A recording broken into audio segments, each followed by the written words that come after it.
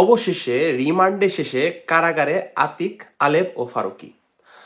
আপনারা জানেন যে আতিক, যিনি ঢাকার দক্ষিণ সিটি কর্পোরেশনের মেয়র ছিলেন, তিনি কিন্তু রিমান্ডেতে গিয়েছিল এবং রিমান্ডে শেষে তাদেরকে জেলে নেওয়া হয়েছে। তো তাদের বর্তমান পরিস্থিতি কি, আজকে দৈনিক ইত্তেফাকে একটি গুরুত্বপূর্ণ নিউজ প্রকাশিত হয়েছে যেখানে এটি উঠে এসেছে।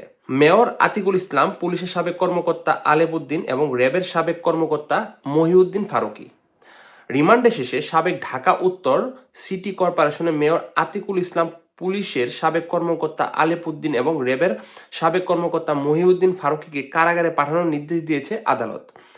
শুক্রবার 22 নভেম্বর চিফ মেট্রোপলিটন ম্যাজিস্ট্রেট আদালত 7 ও আদালত 19 এই নির্দেশ দেন। রাষ্ট্রপক্ষের আইনজীবী এনামুল করিম লিটন জানান, উত্তরা পূর্ব থানার বকুল মিয়া হত্যা মামলায় আতিকুল ইসলামকে 5 দিনের রিমান্ডে নেওয়া হয়েছিল এবং সেই রিমান্ডে শেষে তাকে এখন জেলে প্রেরণ করা হলো। অন্যদিকে একই মামলায় যাত্রাবাড়ী থানার পুলিশের সাবেক অতিরিক্ত পুলিশ সুপার আলেপ উদ্দিন এবং র্যাব 2 এর সাবেক কোম্পানি কমান্ডার মহিউদ্দিন ফারুকী 2 দিনের রিমান্ডে ছিলেন। রিমান্ডে শেষে শুক্রবার দুপুরে তাদের আদালতে হাজির করা হয়। এরপর পুলিশ তাদের কারাগারে পাঠানোর আবেদন করলে আদালত সে আবেদন মঞ্জুর করেন।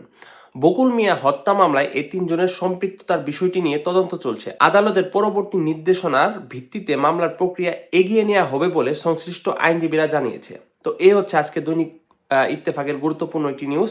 আপনারা অনেকে জানেন যে দক্ষিণ সিটি কর্পোরেশনের যে মেয়র আতিক, তিনি প্রথম দিকে পালিয়ে যাবার পরেও কিন্তু পরবর্তীতে তাকে র্যাব ধরেছে এবং ধরার পর তার রিমান্ডও হয়েছে এবং তার বর্তমান যে পরিস্থিতি, তাকে এখন কারাগারে রাখা হয়েছে এবং তার বর্তমান পরিস্থিতি অনুযায়ী সামনে কি হবে এটি কিন্তু আদালত সামনে সেটা ডিসিশন নিবে যে তার বিরুদ্ধে যে হত্যা মামলার অভিযোগ উঠেছে সেটা রায় কি হবে।